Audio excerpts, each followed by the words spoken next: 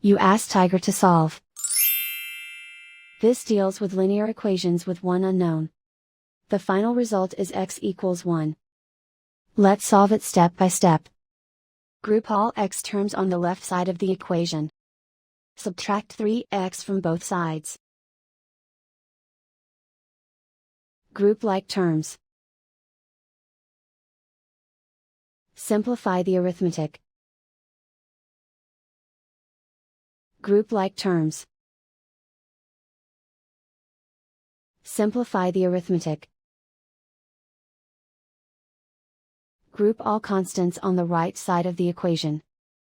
Subtract 8 from both sides. Simplify the arithmetic.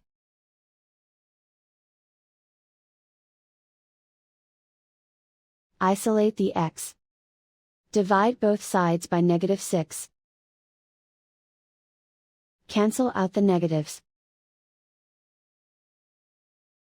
Simplify the fraction. Cancel out the negatives.